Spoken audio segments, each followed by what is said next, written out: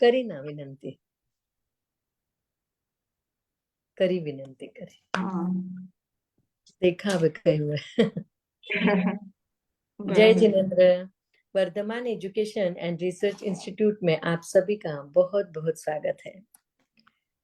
परम पूज्य प्रीति सुधा जी महाराज साहब की सुशिष्या स्वाध्याय प्रेमी पूज्य श्री संयम प्रीति जी महाराज साहब जी एवं सौ शकुंतला जी चोरडिया, इनके मुखारविंद से हम सभी जन अध्ययन कर रहे हैं तत्वार्थ सूत्र। और आज हमारा तत्वार्थ सूत्र का 99वां क्लास है और आप सभी जन बहुत ही अच्छी तरह से अध्ययन कर रहे हैं, इसलिए आप सभी का बहुत बहुत स्वागत है।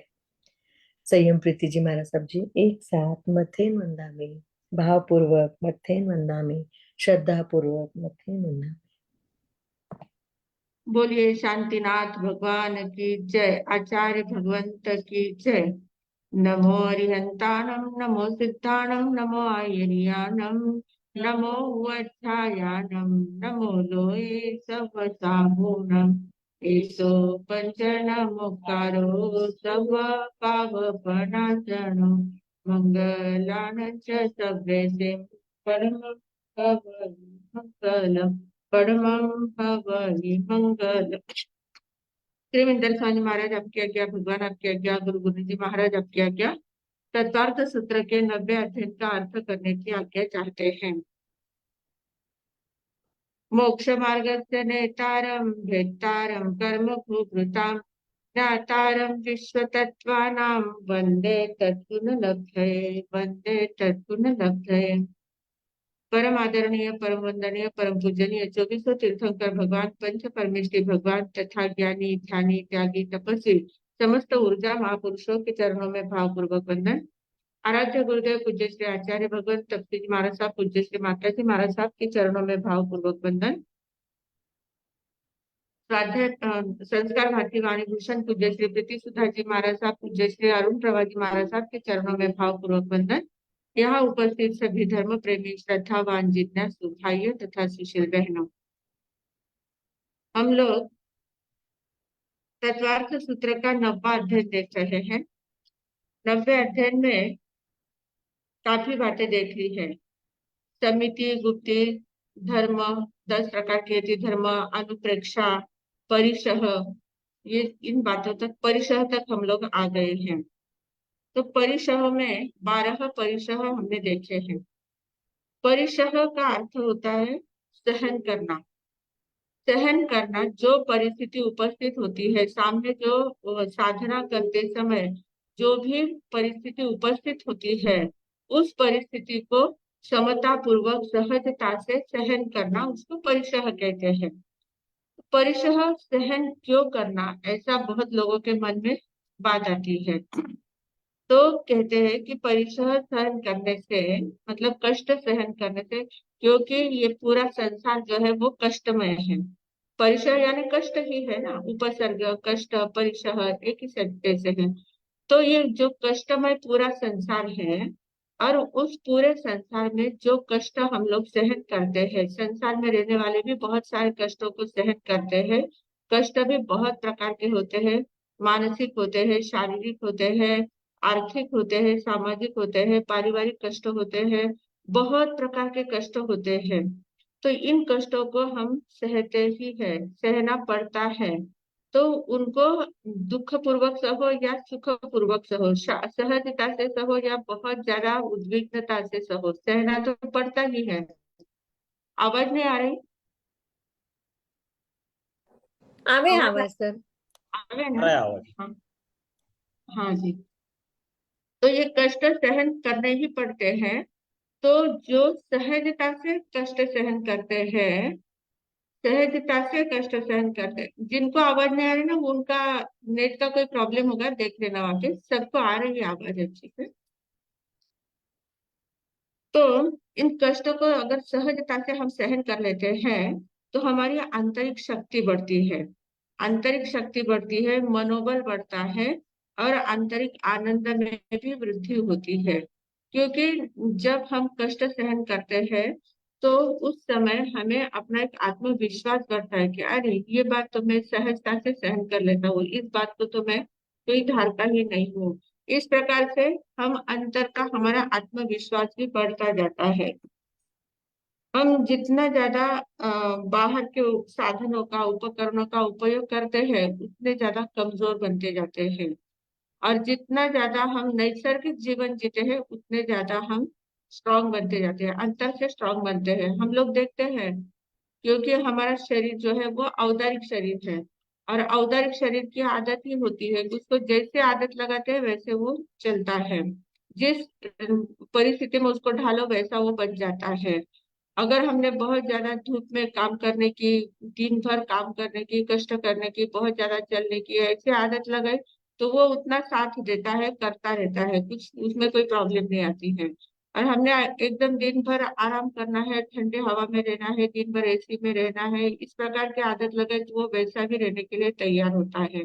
तो ये औदारिक शरीर है, इसको जैसा आप ढालते हैं वैसा वो ढलता जाता है।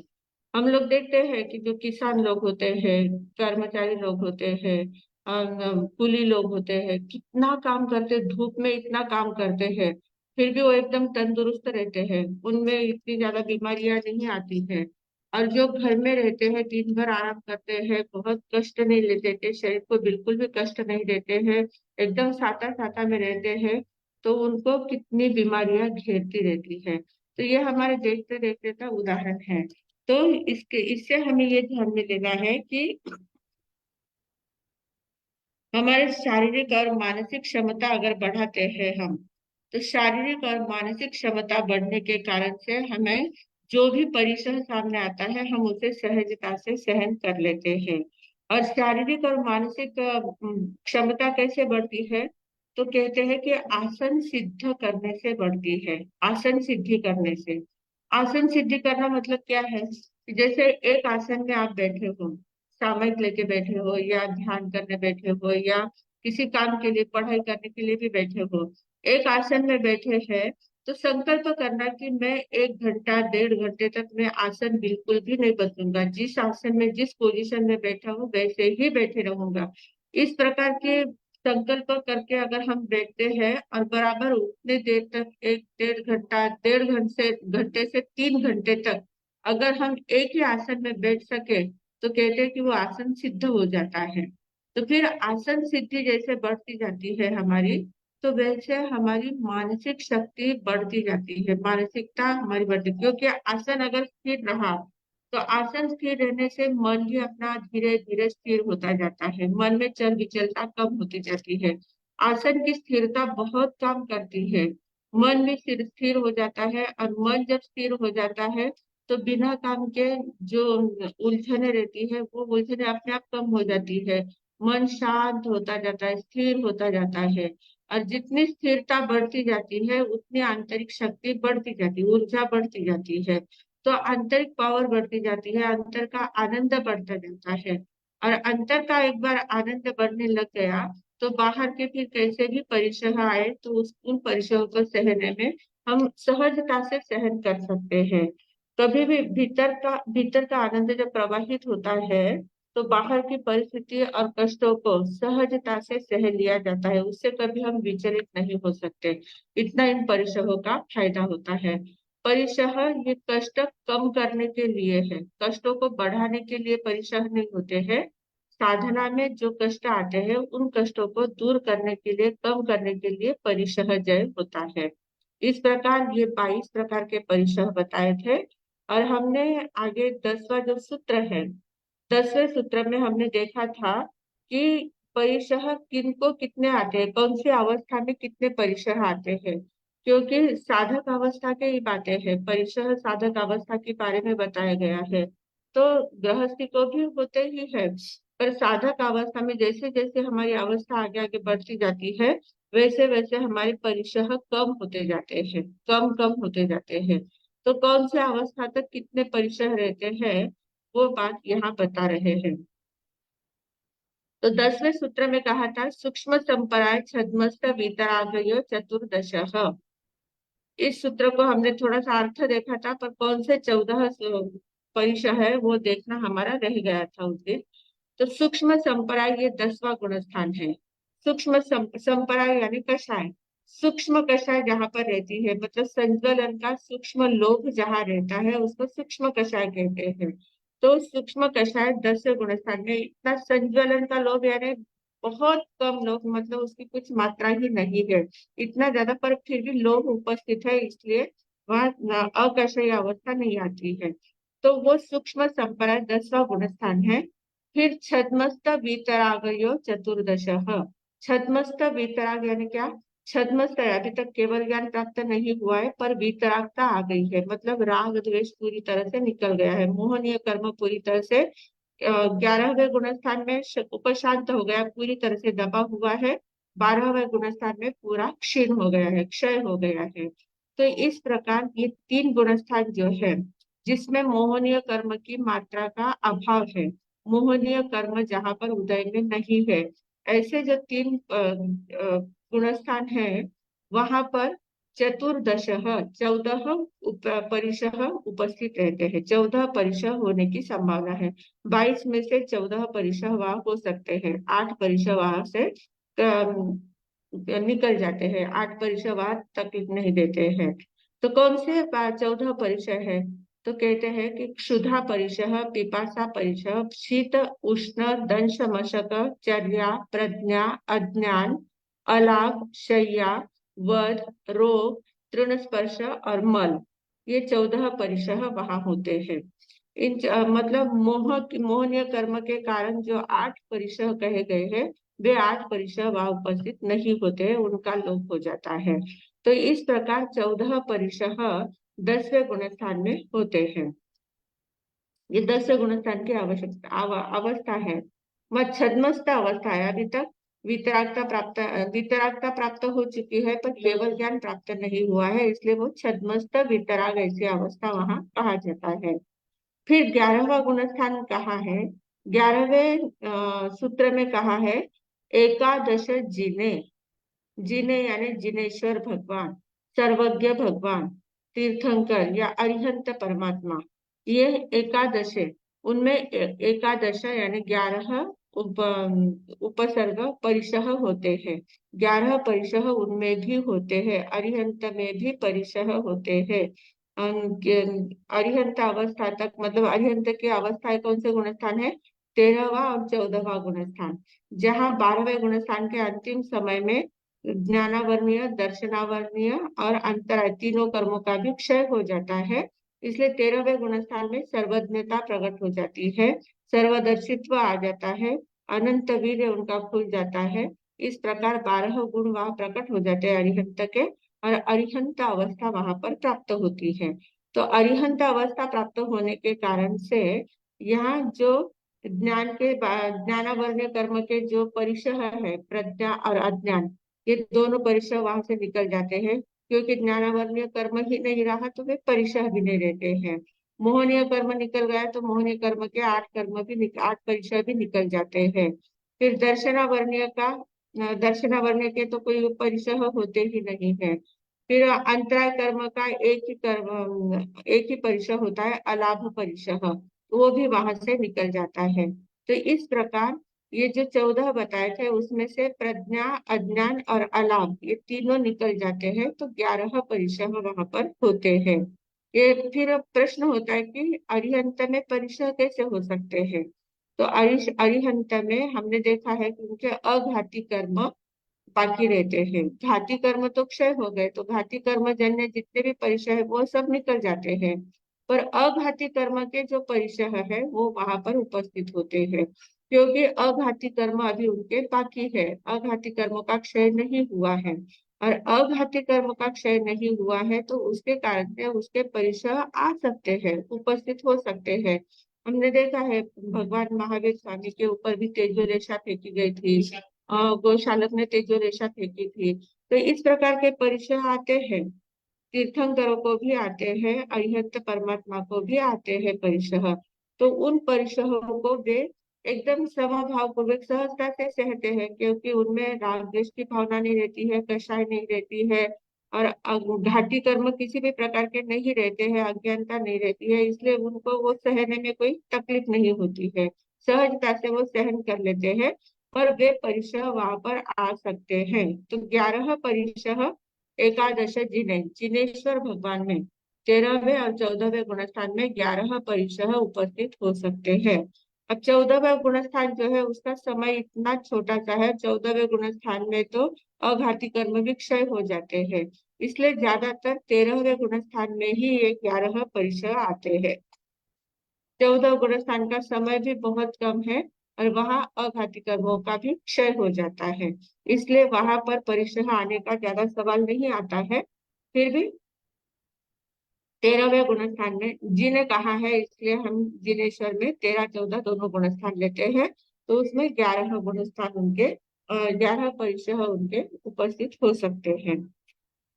फिर 12वां सूत्र कहा है कि बादर संपराय सर्वे। बादर संपराय बादर संपराय यानी स्थूल कषाय। संपराय का अर्थ कषाय कहा, पहले सूक्ष्म संपराय था, यहाँ बादर संपराय कहा है। तो 9वां गुणस्थान हमारा जो है अनियति बादर गुणस्थान, अनियति बादर गुणस्थान कहा गया है। तो वहां तक हमारे बादर स्थूल कषाय उपस्थित होती है, स्थूल कषाय की उपस्थिति वहां तक रहती है 90 गुणस्थान तक। मतलब बादर संपराय सर्वे, बादर संपराय तक सभी परिशः उपस्थित होते हैं, सभी परिशः आ सकते हैं, 22 के 22 परिशः उपस्थित हो सकते हैं। तो बादर संपराय यानी 9वां गुणस्थान है, मतलब पहले गुणस्थान से लेकर 90 गुणस्थान तक सभी कषाय हमारी उपस्थित है, क्योंकि घाती कर्म पूरी तरह से हमारे उपस्थित होते हैं। घाती और घाती सभी कर्म हमारे हैं, अभी उदय में आते हैं, तो उनके कारण से जो जो परिशः आने वाले हैं वो सारे परिशः हमारे जीवन में आ सकते हैं। तो साधक अवस्था में भी ये परिशः आते हैं और गृहस्थ अवस्था में भी ये परिशः आ सकते हैं। तो बादर संपराय सर्वे, सर्वे यानी 22 परिशः पूरे बादर संपराय तक 90 गुणस्थान तक आ सकते हैं। पहले गुणस्थान से लेकर 90 गुणस्थान तक 22 परिशः उपस्थित हो सकते हैं। फिर आगे कहा है कि कौन से कर्म के कारण कौन से परिशः आते हैं, कौन कौन से कर्म है कि जिनके कारण से कौन कौन से परिशः उपस्थित होते हैं।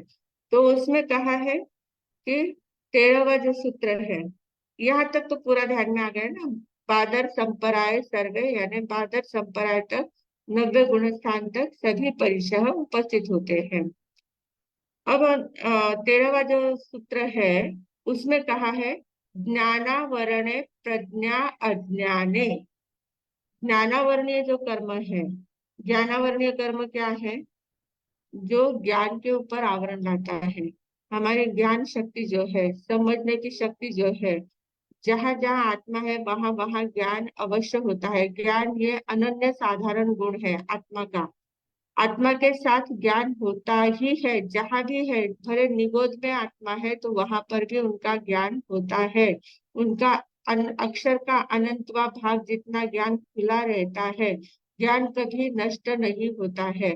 आत्मा में भले वो अज्ञान रूप में आता है, विपरीत अवस्था में आता है, पर बोध की शक्ति जो है वो बोध की शक्ति हर एक जीव में रहती ही है। अगर वो शक्ति निकल जाती है तो जीव रहेगा ही नहीं, जीव अजीव बन जाएगा, क्योंकि अजीव में बोध शक्ति नहीं है, अजीव ग्रहण नहीं कर सकता है, बोध को प्राप्त नहीं कर सकता है। पर जीव बोध को प्राप्त करता है, जीव में ही वो शक्ति है। इसलिए जीव का मुख्य गुण है, अनन्य साधारण गुण है ज्ञान गुण। ज्ञान गुण के सिवा जीव रह ही नहीं सकता, इतना ज्यादा ज्ञान गुण का महत्व है। तो इसलिए ये ज्ञान के ऊपर आवरण लाने वाला जो ज्ञानावरणीय कर्म है, उस कर्म के कारण से दो परिशः हमें आ सकते हैं। एक पहला है प्रज्ञा परिशः और दूसरा है अज्ञान परिशः। प्रज्ञा परिशः उस दिन हमने उसकी डिटेल चर्चा की थी। प्रज्ञा परिशः यानी थोड़ी सी हमारी समझ ज्यादा बढ़ जाती है, हमें जल्दी ध्यान में आने लग जाता है, बुद्धि हमारी तीक्ष्णता से चलती है, तीव्रता से चलती है, और हमें छोटी बात कहते हैं तो उसका बहुत ज्यादा अर्थ ध्यान में आने लग जाता है। ऐसे हमारी बुद्धि जब काम करने लग जाती है तो उस बुद्धि से हम परेशान हो जाते हैं। बहुत बार समाज में रहते हैं, संसार में रहते हैं, तो बहुत ज्यादा समझ बढ़ जाती है, तो बहुत लोग पूछते हैं, कोई कुछ प्रश्न पूछते, कोई कुछ प्रश्न पूछेंगे। इतने ज्यादा पूछते जाते हैं और इतने ज्यादा उनके पास लोग आते रहते हैं जो बुद्धिमान होते हैं, बहुत ज्यादा ज्ञानी होते हैं। उनके पास लोगों का तांता लगा रहता है, लोग आते रहते हैं। लोग भी आते रहते हैं, साधु संत भी उनसे बहुत ज्यादा प्रश्न पूछते रहते हैं। तो इस कारण से उनमें थोड़ी सी उद्विग्नता आ जाती है, उनको वो परिशह लगने लगता है, कष्टदायी मालूम पड़ता है। इतने लोग पूछते हैं वो बात ठीक है, वो तो आनंद का विषय कि लोग हमें पूछते हैं, वो पूछना अच्छा लगता है। पर बहुत ज्यादा जब हो जाता है, अति सर्वत्र वर्जय, बहुत ज्यादा हो जाता है, तो फिर वो परिसर जैसा मालूम पड़ता है। तो इस ऐसे समय में भी हमें समभाव पूर्वक उस परिसर को सहन करना आना चाहिए। हमें अगर ज्ञान हमारा खुलता है, ज्ञान का अक्षर हमारा बढ़ा हुआ है, तो कोई कुछ भी पूछे, हमें अगर आता है तो जवाब दे देना है, आता है तो सामने वाले को समझा देना है, नहीं आता है तो वैसे कह देना कि मुझे इस बात का ज्ञान नहीं है, मुझे ये बात समझ में नहीं आ रही है। तो वहां आप मुक्त हो सकते हैं। पर वहां उनका तिरस्कार नहीं करना कि क्या दिन भर पूछते रहते हैं, दिन भर आते हैं, तुम दूसरा काम ही नहीं किया, मैं मुझे कुछ काम नहीं किया, मुझे मेरा पर्सनल कोई लाइफ है ही नहीं क्या, दिन भर तुम्हारे जवाब भी देते रहो क्या, इस प्रकार से अगर बोले तो वो परिसर को ज्यादा कष्टमय बना दिया है। प्रज्ञा परिसर उपस्थित हुआ था, उस परिसर को समभाव से उन्होंने सहन नहीं किया, ऐसा हो जाता है। तो ये ज्ञानावर्ण कर्म के कारण से, ज्ञानावर्ण कर्म का जितना ज्यादा क्षय होता है, उतनी प्रज्ञा हमारी खुलने लग जाती है। प्रज्ञा यानी आंतरिक समझ होती है। बुद्धि अलग है, प्रज्ञा अलग है, उस दिन हमने उसकी चर्चा की थी। तो ये प्रज्ञा जब हमारी खुल जाती है, तो वो परिसर जैसा महसूस होती है। और दूसरा है अज्ञान परिसर। अज्ञान परिसर यानी कुछ समझ में ही नहीं आता है, कितना भी समझाओ बुद्धि ध्यान काम ही नहीं करती है, कुछ भी बात ध्यान में ही नहीं आती है। ज्ञानावर्ण कर्म इतना गाढ़ा होता है कि कितना भी समझाओ, कितना भी समझाने का प्रयास करो, पर उसको कोई फर्क पड़ता नहीं, कोई असर होता नहीं है, कुछ बात समझ में आती ही नहीं है। बहुत सारे ऐसे लोग होते हैं। एक तो दो प्रकार के लोग होते हैं। एक तो उनको समझ में सही में आता ही नहीं है, समझ ध्यान में नहीं आती है बात, वो तो ठीक है, वो अज्ञानी लोग ही कहलाएंगे। और दूसरे ऐसे होते हैं कि जिनको बात समझ में ही नहीं होती है, सामने वाले को प्रश्न पूछते हैं, पर सामने वाला जब जवाब देता है तो उस बात को समझ के लेने की क्षमता ही नहीं होती, उनकी समझ के लेने की प्रवृत्ति नहीं होती है।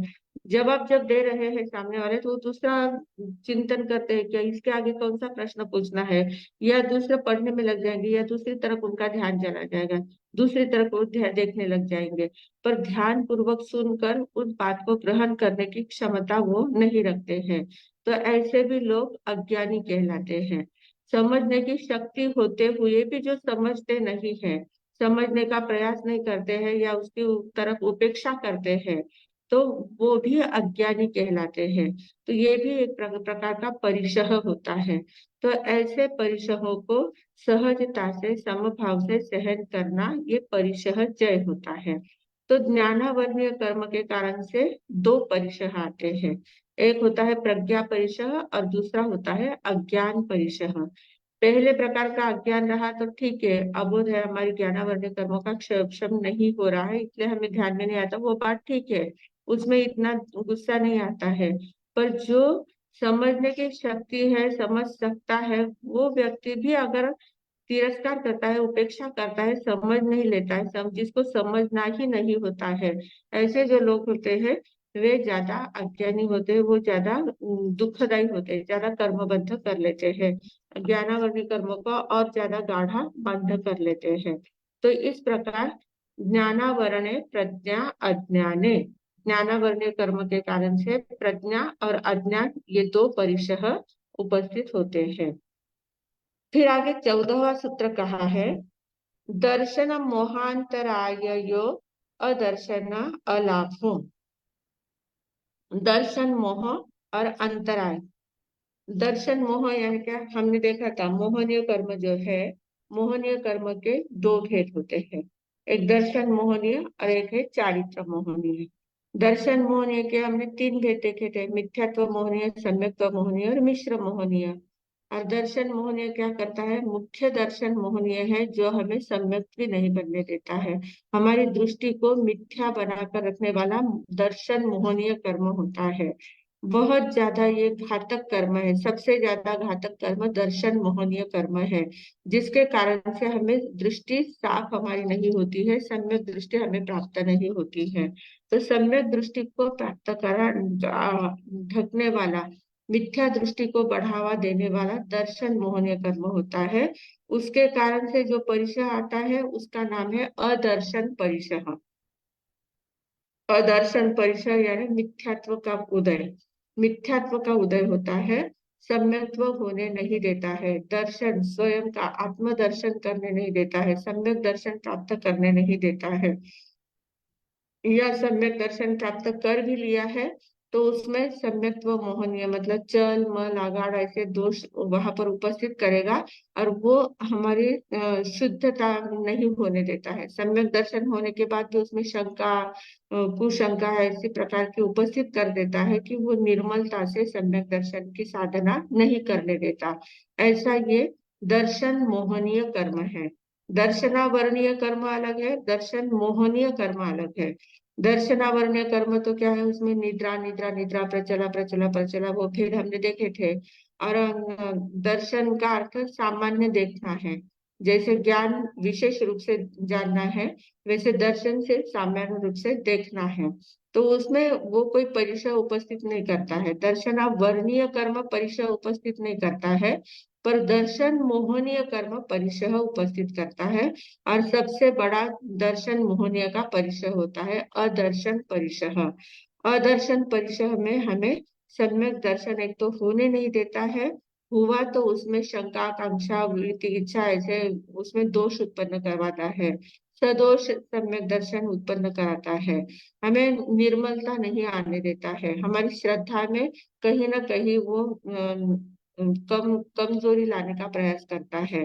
तो ऐसा ये दर्शन मोहनीय कर्म है जो श्रद्धा के ऊपर आँच लाता है, दर्शन नहीं होने देता है। तो वो दर्शन मोहनीय कर्म के कारण से अदर्शन परिचय उपस्थित होता है। दूसरा है अंतराय कर्म। अंतराय कर्म के कारण से कौन सा परिचय आता है? अलाभ परिचय। लाभ ही नहीं होने देता। जहां भी कुछ अभी इतना सब कुछ सामने है, अभी प्राप्त होने ही वाला है, मिल ही सकता है हमें, पर उतने में कुछ ऐसा हो जाता है कि हमें वो प्राप्त नहीं हो पाता है। आहार के लिए जाते हैं, सब कुछ सूझता है, आहार सूझता है, देने वाले की भावना अच्छी है, हमें खप है, हम ले रहे हैं, लेने के लिए पात्र भी आगे कर दिया है, वो सामने वाला देगा, उतने में कोई आके वहां लाइट लगा देगा, कोई अस्वस्थता कर देगा, कोई पानी वहां गिरा देगा, कोई हरी सब्जी वहां डाल देगा, ऐसा कुछ तो भी ऐसा हो जाता है कि जिसके कारण से अलाभ परिचय उत्पन्न होता है, लाभ प्राप्त नहीं होता है। तो ये लाभांतराय का जो कारण है वो अंतराय कर्म के कारण से ये परिचय उपस्थित होता है। तो अंतराय कर्म के वैसे 5 भेद है, दान लाभ भोग उपभोग वीर्य, 5 प्रकार के हैं, पर उसमें अलाभ परिचय ज्यादा महत्वपूर्ण है, लाभ नहीं होने देता है। भोगांतराय उपभोगांतराय में भी क्या है? उसका लाभ नहीं मिलता है, हमें लाभ नहीं होने देता है। अलाभ परिचय में, अलाभ परिचय में सभी आ जाते हैं। कुछ पुरुषार्थ करने की भावना है, पर उस पुरुषार्थ का लाभ हमें नहीं मिलता है। तपस्या करने तो तपस्या का लाभ हमें नहीं मिलता है, हम नहीं कर पाते हैं। अंतराय कर्म वीर्यांतराय कर्म ऐसा उदय में आ जाता है कि हम तपस्या नहीं कर पाते हैं। वीर्यांतराय कर्म के उदय के कारण से हम ध्यान साधना नहीं कर पाते हैं, शांति से बैठ नहीं पाते हैं, स्थिर आसन में बैठ नहीं पाते हैं। बहुत सारे वीर्यांतराय कर्म इतना ज्यादा हमें तकलीफ देता है, हर बात में हमें पुरुषार्थ में अटकाता है।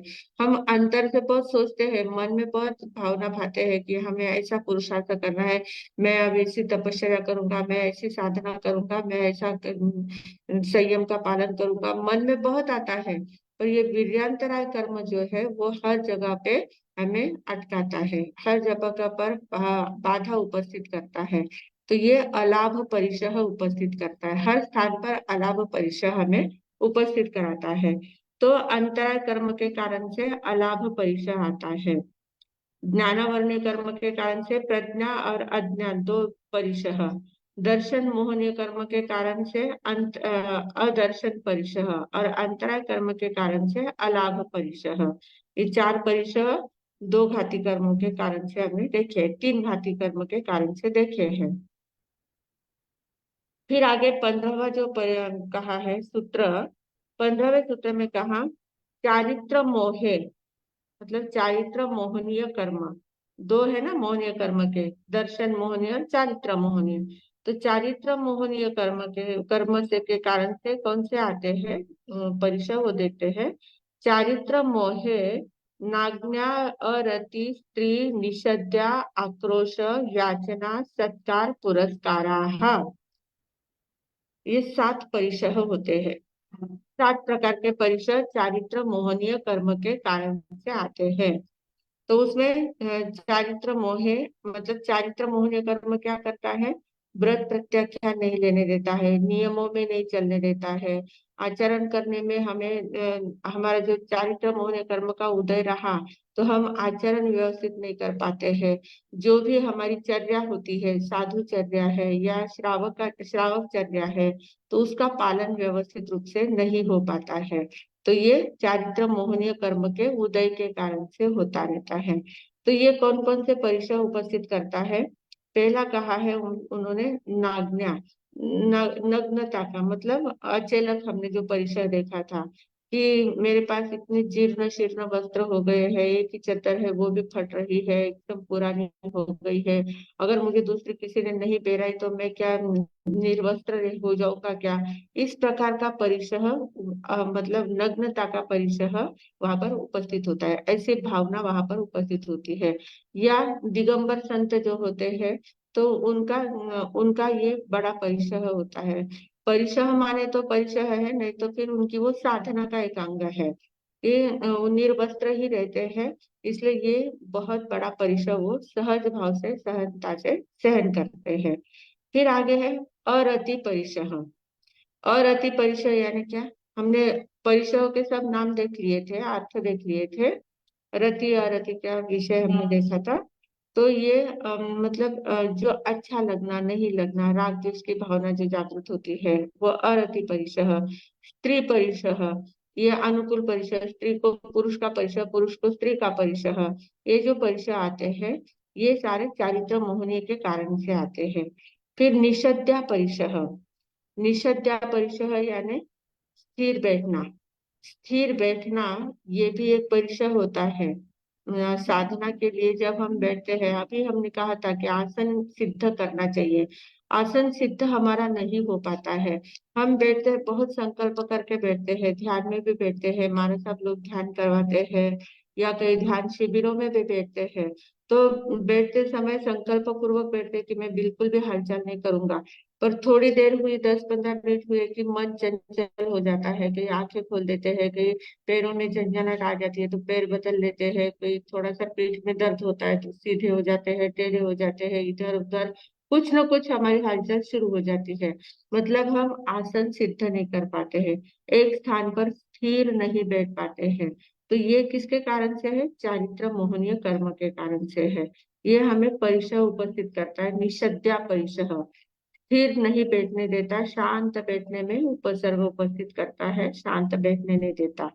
फिर है आक्रोश परिचय। आक्रोश परिचय यानी गुस्सा करना है, किसी बात का राग द्वेष करना है, झगड़ा टंटा करना है, ये सारा चारित्र होने के कारण से होता है।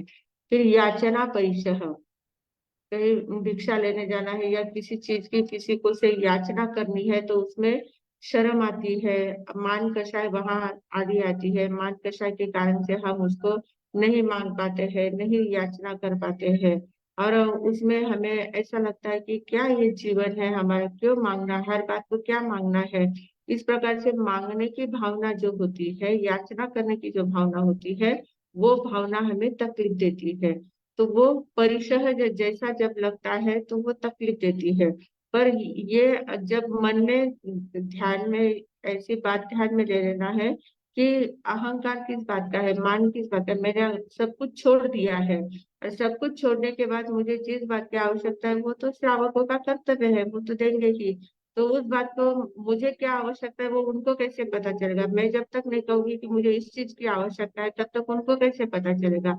इसलिए ये बात एकदम सहजता से, जैसे हम अपने माँ बाप से किसी चीज की याचना करते हैं कि मुझे ये चीज चाहिए, मुझे वो चीज चाहिए, हक से हम जैसे माँ बाप से मांगते हैं, वैसे श्रावक श्राविकाओं से भी लेना है। तो उसमें याचना परिशह जैसा कुछ नहीं है।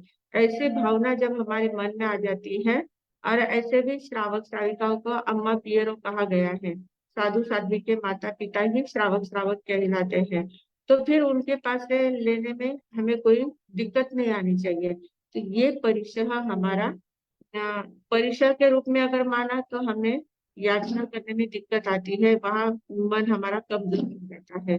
पर जब हमें उसे परिसर नहीं है, हम सहजता से उस बात को लेते हैं, तो वो परिसर जय हो जाता है। और फिर आगे है, ये भी चारित्र मोहनीय कारण के क्योंकि मान कषाय जो है वो चारित्र मोहनीय का भेद है। तो मान कषाय के कारण से याचना परिचय आता है, क्रोध के कारण से आक्रोश परिचय आता है। इस प्रकार से एक एक परिचय हमारे आते जाते हैं। फिर आगे है सत्कार पुरस्कार। सत्कार और पुरस्कार, ये परिचय भी हमें चारित्र भूमि के कारण से आते हैं। इसमें भी हमारा मान है, अहंकार, हमारे मान को पोषण मिलता है, अहंकार को पोषण मिलता है। कोई कोई सत्कार करता है, कोई पुरस्कार देता है, कोई सम्मान करता है, तो हमें एकदम से लगता है देखो मैंने इतना अच्छा काम किया, मुझे सब अच्छा कहते हैं। और एक आध बार इतना काम करने के बाद भी अगर किसी ने कुछ नहीं कहा तो तुरंत वहां पर अपमान महसूस होता है। तो अपमानजनक लगता है कि वो भी सत्कार पुरस्कार परिचय का परिचय उपस्थित हो जाता है। और उस परीक्षा में अगर हम समभाव से सेट करके किसका सत्कार किसका पुरस्कार कुछ नहीं, सब समभाव से ग्रहण करते हैं। सत्कार हुआ तो भी ठीक, चित्कार हुआ तो भी ठीक, अपमान हुआ तो भी ठीक, मान हुआ तो भी ठीक, सम्मान हुआ तो भी ठीक, कुछ भी फर्क नहीं पड़ता है। तो हमने परिचय जय जय कर लिया है ऐसा उसमें महसूस होता है। तो ये चारित्र मोहनीय कर्म के कारण से 7 प्रकार के परिचय उपस्थित होते हैं। अरति परिचय, अचलक परिचय, अरति परिचय, स्त्री परिचय, निषद्या परिचय, आक्रोश परिचय, याचना परिचय और सत्कार पुरस्कार परिचय, ऐसे 7 परिचय चारित्र मोहनीय कर्म के उदय से होते हैं। अब ये 7 हो गए चारित्र मोहनीय के। फिर दर्शन दर्शन मोहनीय का 1, 8, अंतराय का 1, 9, और ज्ञानावर्णीय के 2, 10 और 11, 11 परिचय ये हो गए। फिर बाकी कितने रहे हैं? 11 परिचय और बाकी रहे हैं। तो आगे कहा है कि ये 11 परिचय किसके कारण से आते हैं? वेदनीय शेषाह, 16वां सूत्र कहा है वेदनीय शेषाह। शेषाह यानी शेष जितने भी परिचय बाकी रह गए हैं वे सारे वेदनीय कर्म के कारण से आते हैं। वेदनीय कर्म के कारण से बाकी के सारे परिचय उपस्थित होते हैं। तो अब इनके जाने के बाद ये जो 11 परिचय चले जाते हैं, ये घाती कर्म के 11 परिचय है। घाती कर्म के 11 है, अघाती के 11 है। अघाती में सिर्फ एक वेदनीय कर्म के ही परिचय है, नाम कर्म का कोई परिचय नहीं होता है, गोत्र कर्म का कोई परिचय उपस्थित नहीं होता है, आयुष्य का कोई परिचय उपस्थित नहीं होता है। सिर्फ वेदनीय कर्म के परिचय होते हैं। वेदनीय कर्म के सबसे ज्यादा परिचय है 11 परिचय। 11 परिचय वेदनीय कर्म के कारण से उपस्थित होते हैं। तो ये जो 11 ऊपर से निकल गया, घाती कर्म जब क्षय हो जाता है तो सिर्फ जो 11 बचते हैं, क्षुधा परिचय, पिपासा परिचय, शीत परिचय, उष्ण परिचय, दंश मशक परिचय, चर्या परिचय, शय्या परिचय, बध परिचय, रोग परिचय, तृणस्पर्श परिचय और मल परिचय, ऐसे 11 परिचय हैं। अब हमें एक प्रश्न यहाँ उपस्थित होता है कि इसमें चर्या और शय्या दो लिए है। चर्या यानी चलने वाला, चलने में जो कष्ट होता है, विहार करने में चलने में जो कष्ट होते हैं वो चर्या परिचय है। और शय्या परिचय यानी सोने में जो कष्ट होता है, सोने में जो तकलीफ होती है, सोने के लिए जो जगह है वो ऊबड़ खाबड़ है, वहां कोई तकलीफ है, तो वो शय्या परिचय है। तो ये 2 परिचय का है। और तीसरा निषद्या परिचय है। तो निषद्या परिचय यानी बैठने का है, एक चलने का है, एक सोने का है, एक बैठने का है। निषद्या बैठने का परिचय है। तो फिर इसको वेदनीय में क्यों नहीं लिया, निषद्या को वेदनीय में क्यों नहीं लिया? निषद्या को लिया है चारित्र मोहनीय में। चारित्र मोहनीय में निषद्या परिषद लिया है, और ये दोनों परिषद वेदनीय में लिए हैं, जबकि तीनों शारीरिक क्रिया के हिसाब से ही है। एक चलना है, एक बैठना है, एक सोना है। तीनों अपने शारीरिक हिसाब से ही लिए हैं, तीनों शरीर की ही क्रिया है। तो फिर यहाँ निषद्या परिषद को चारित्र मोहनीय में क्यों लिया गया है? तो कहते हैं कि निषद्या जो परिसर है, ये जब स्थिर बैठना है, ये ध्यान अवस्था में स्थिर बैठना है, साधना के काल में स्थिर बैठने का परिसर।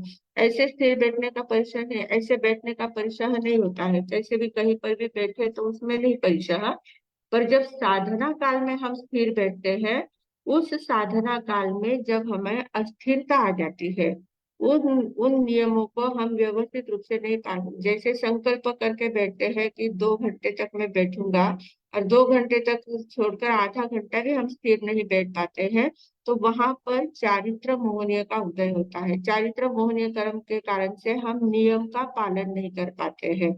निषिद्ध परिसह जो है वो नियमों में आता है, नियम के हिसाब से चलता है, तो इसलिए उसको चारित्र मोहनीय में लिया गया है, जो साधना काल की स्थिरता में हमें अस्थिर बना देता है, इसलिए उसको चारित्र मोहनीय में लिया है। और ये चलने में कष्ट होता है, शरीर को कष्ट होता है, सोने में कष्ट होता है, वो शरीर को कष्ट होता है, ये वेदना का अनुभव कराता है। चर्या और शैया परिसर जो है वो वेदना का अनुभव कराता है। बहुत ज्यादा चले तो पैर दुखने लगते हैं, थकान महसूस होती है, ये वेदना है, शारीरिक वेदना है। तो शारीरिक वेदना का परिचय अलग होता है, और साधना का परिचय अलग होता है, साधना की स्थिरता का परिचय अलग होता है। इसलिए ये तीनों भले ही एक जैसी क्रियाएं है, शरीर की क्रिया है, शरीर के स्तर पर है, पर फिर भी एक को चारित्र मोहनीय के उदय से कहा गया है, और दोनों को वेदनीय कर्म के उदय से कहा गया है।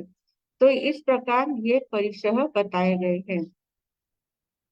क्षुधा, पिपासा, शीत, उष्ण, जल, समस्या, सभी परिचय हमने उस दिन व्यवस्थित देख लिए थे। तो ये 11 परिचय शेषा वेदनीय, वेदनीय के कारण से बालिका के सभी परिचय होते हैं। अब कहते हैं अगला जो सूत्र है 17वां, उस सूत्र में कहा है कि एक जीव में एक साथ ज्यादा से ज्यादा कितने परिचय उपस्थित हो सकते हैं?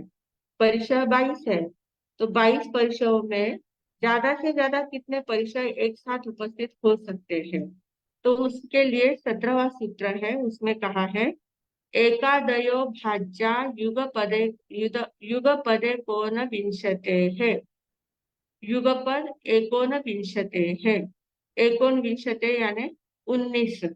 एक कम 20 में एक कम, 20 में एक कम, एक ऊनविंशते है। 20 में एक कम है, मतलब 19 है। तो एकादयो भाज्या, एकादयो यानी एक साथ, एक साथ, भाज्या यानी भजना से, मतलब नियम से नहीं, हो भी सकता है नहीं भी हो सकता है। भाज्या यानी भजना से, इसको भजना कहते हैं। भजना और नियमा ऐसे दो शब्द हमारे शास्त्रों में बहुत बार आते रहते हैं।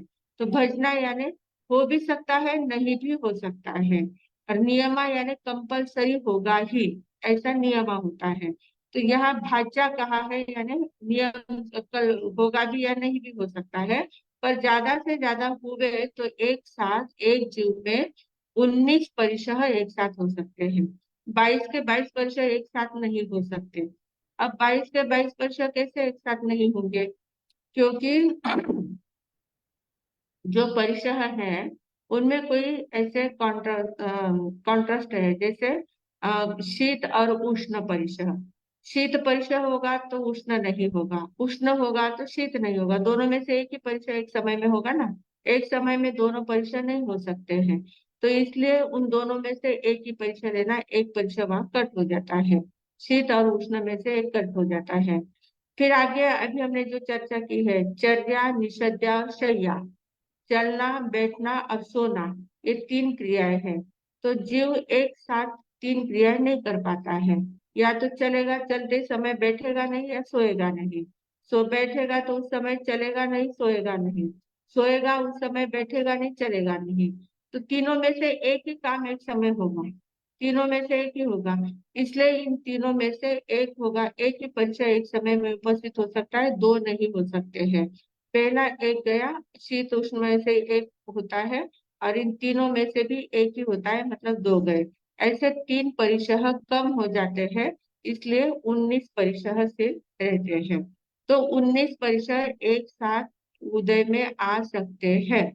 19 परिशह एक साथ उदय में आ सकते हैं, पर कम कम से कम एक भी होता है, कम से कम नहीं भी हो सकता है। ऐसा कोई जरूरत नहीं। भाज्य कहा है, आ भी सकते हैं, नहीं भी आ सकते हैं।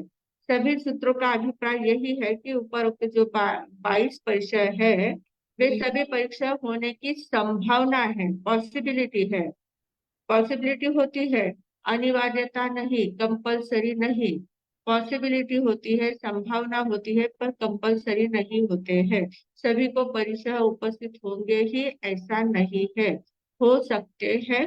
हुए तो इतने ज्यादा से ज्यादा 19 हो सकते हैं, उससे ज्यादा नहीं। तो इस प्रकार हमने 17 सूत्र तक परिसरों का पूरा व्यवस्थित विवरण विचरण देख लिया है, विवरण देख लिया है। परिसह कितने हैं, कैसे है, कौन से किसमें कितने होते हैं, एक साथ कितने होते हैं, कौन से कर्म के कारण से कौन से परिसह होते हैं, सारा डिटेल में देखने का प्रयास किया है। अब हमारा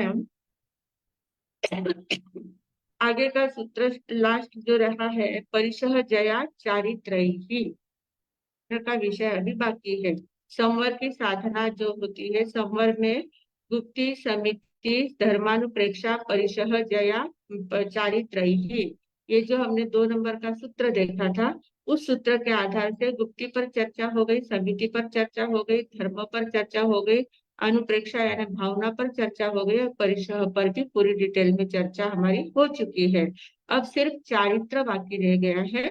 तो चारित्र के बारे में कल अवसर आने पर हम चारित्र कितने होते हैं, कैसे होते हैं, चारित्र यानी क्या, उसके भेद क्या होते हैं, कैसे कैसे प्रकार होते हैं, वो सारा देखने का प्रयास करेंगे। वो भी बहुत इंटरेस्टिंग विषय है। चारित्र में कैसे कैसे चारित्र होते हैं, उन चारित्रों में भी बहुत अच्छा विषय यहाँ पर दिया गया है। आचार्य उमा स्वाति जी ने बहुत सुंदर विषय दिया, प्रस्तुत किया है, सूत्र बहुत अच्छे दिए हैं।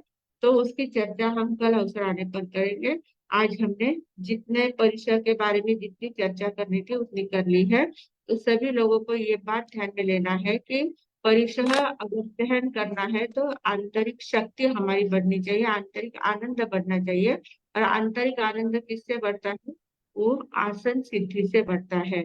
आसन को सिद्ध करने का प्रयास अगर हम करते हैं तो निश्चित रूप से हमारी आंतरिक शक्ति बढ़ती जाती है, और परिसह परिसह नहीं मालूम पड़ता, परिसह को हम सहजता से सहन कर सकते हैं। तो इस प्रकार ये परिसह का जो मार्ग बताया है सहन करने का, ये बहुत विलक्षण मार्ग है। इसके कारण से हम सांसारिक सभी कष्टों से दूर हो सकते हैं, मुक्त हो सकते हैं। और सभी लोग इस साधना को करने का प्रयास करेंगे तो निश्चित रूप से आनंद को प्राप्त करेंगे। इन्हीं सद्भावनाओं के साथ अब मैं विराम लेती हूँ। ओम शांति। हम्म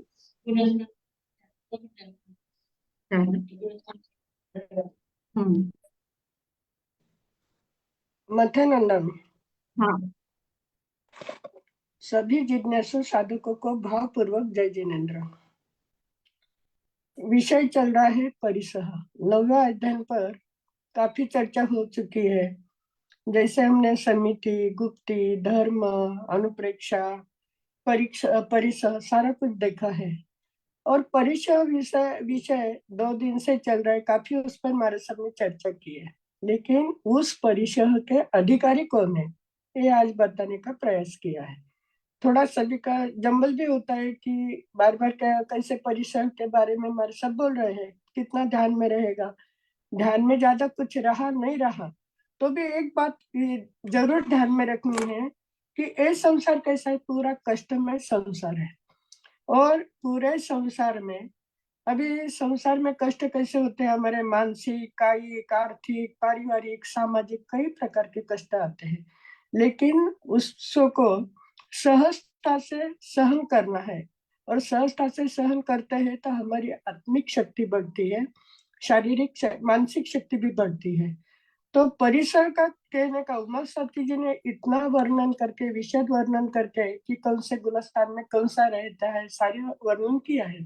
लेकिन कहने का तात्पर्य यही है कि परिसर अगर हम सहन करते हैं तो हमारी आत्मशक्ति कैसे बढ़ती है और मानसिक शक्ति का विकास कैसे होता है।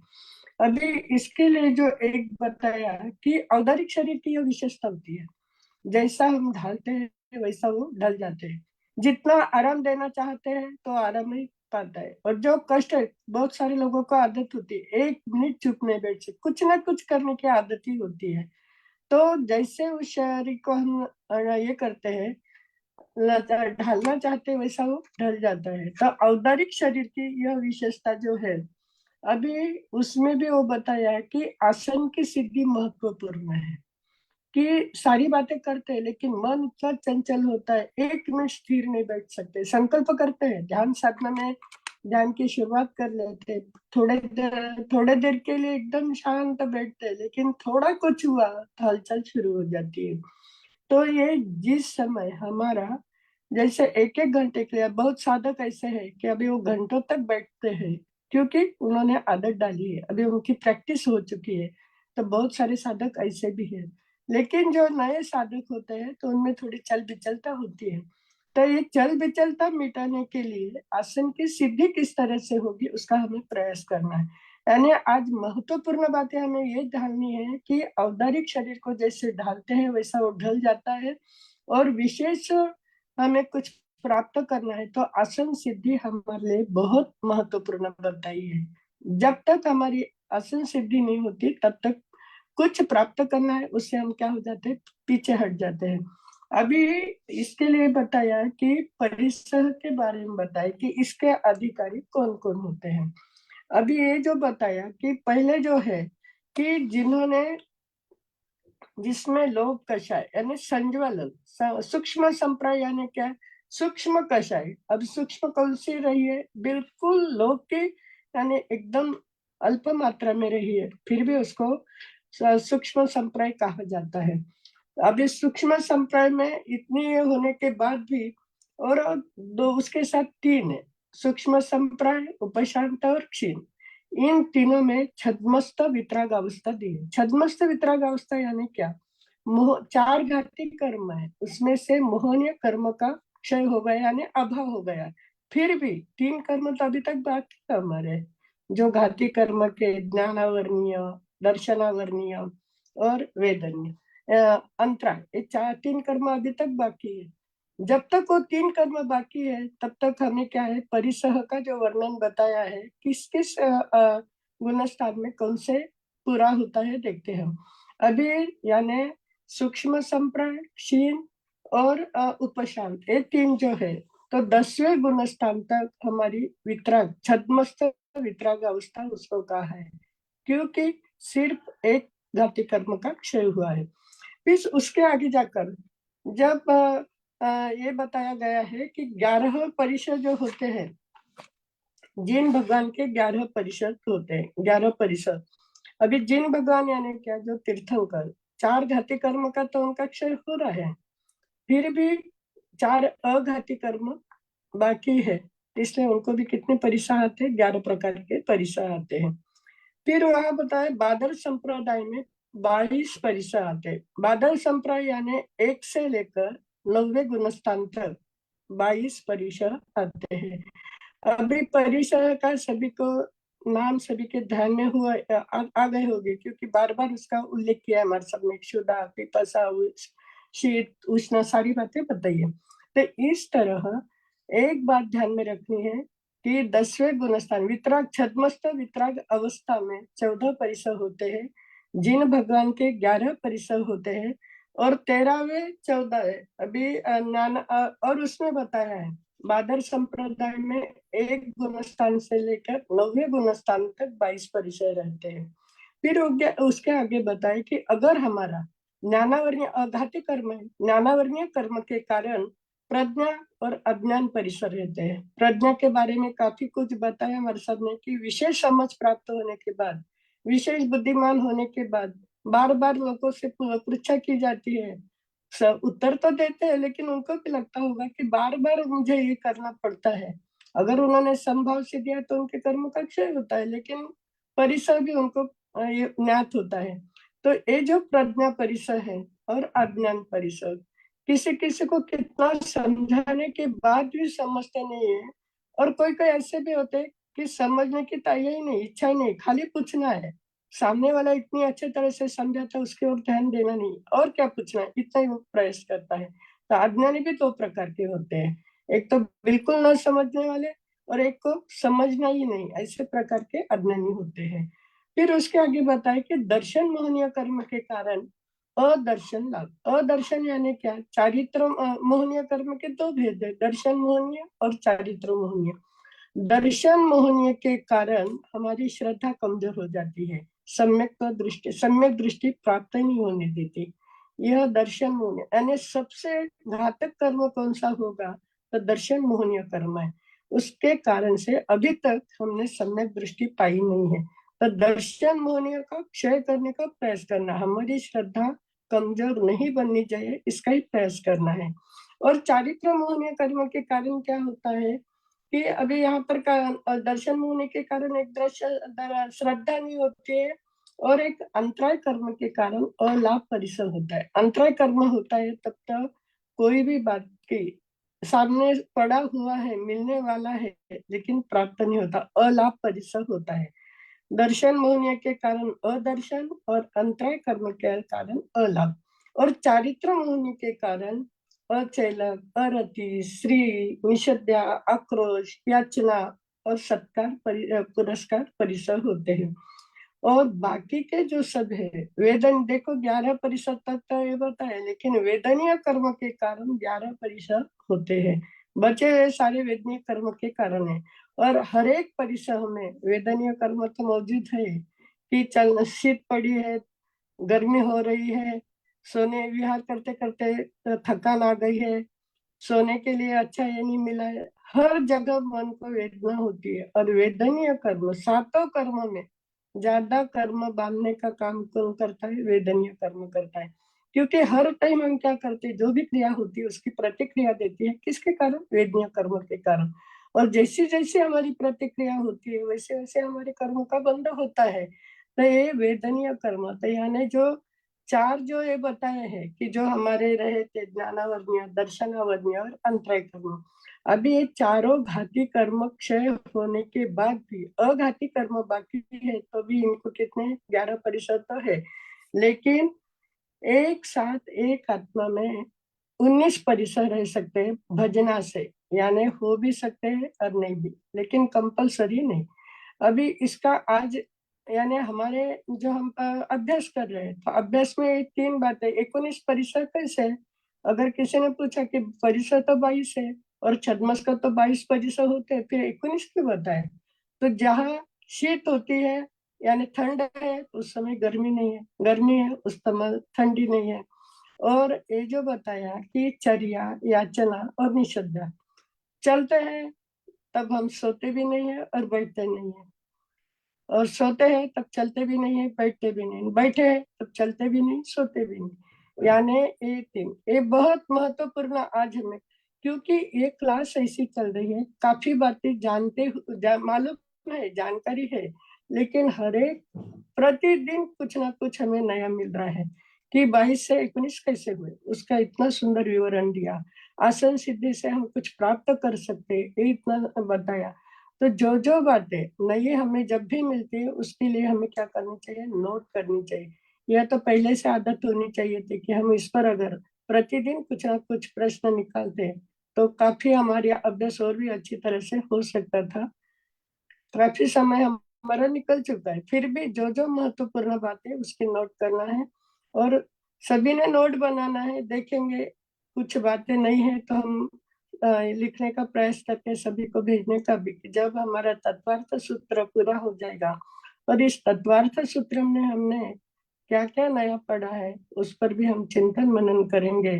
और खाली चिंतन मनन नहीं करना है, प्रैक्टिकल लाने का प्रयास करेंगे, तभी हमारा आगे का मार्ग सुखकर बनेगा। इसी मंगल भावना के साथ मैं विराम लेती हूँ।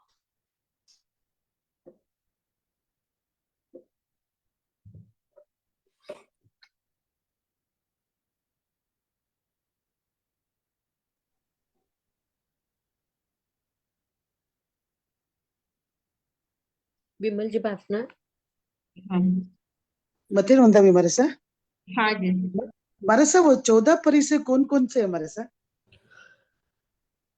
11 वेदनीय कर्म के हैं।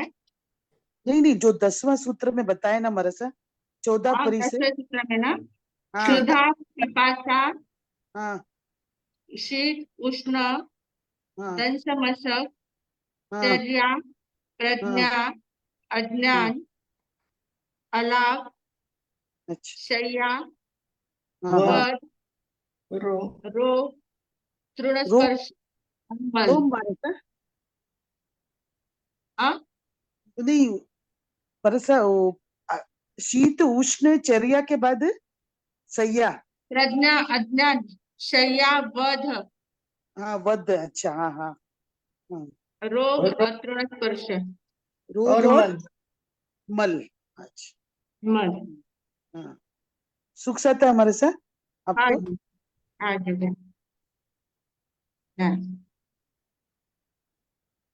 अब बचकान लेना है। पचकान लेते हैं हाँ ऑलरेडी लेट हुआ है ओम शांति शांति शांती हात जोडलेले उभे सुरे नवकारशी पोरशी देडपोरशी आपापल्या धारणाप्रमाणे उपैक्षित पचकान असनम पाणम खायमम चायमम अनथरा भोगिरम सहसा गारणम सव समाह्य करणम ओसिरे ओसिरे ओसिरे। कल का ध्यान अगर किसी का है तो ओम शांति शांति शांति उगसुरे ध्यासनारा दोटक उपरांत दिवसना 3 रातना 24 पचकान अनथरा भोगिरम सहसा गारणम सव समाह्य गारणम ओसिरे ओसिरे ओसिरे।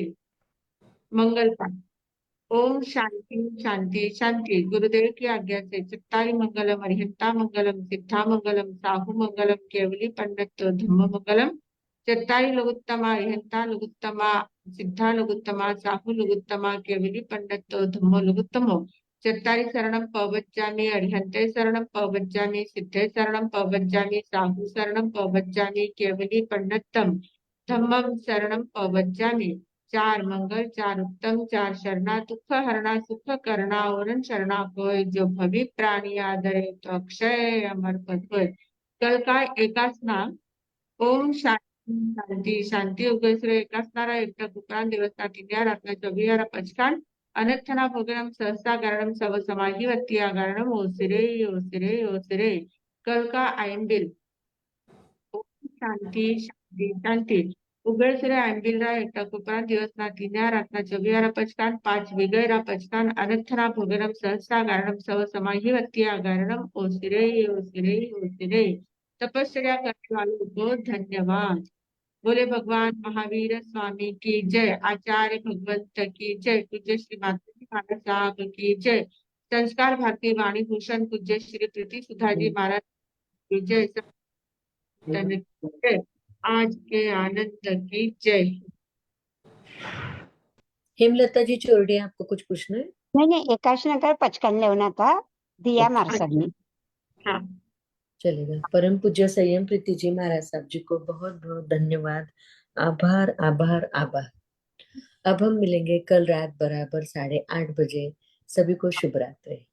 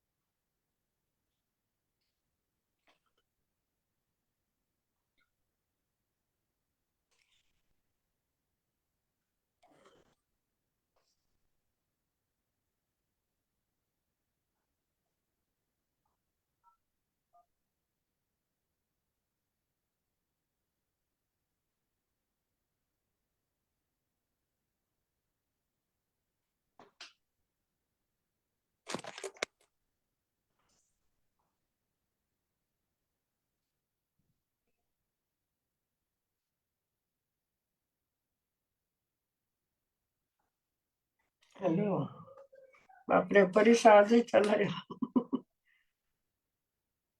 हेलो हेलो आवाज आ रही है क्या? हाँ आवाज आ रही है ना? हाँ, ये मीटिंग एंड नहीं करी ना? नहीं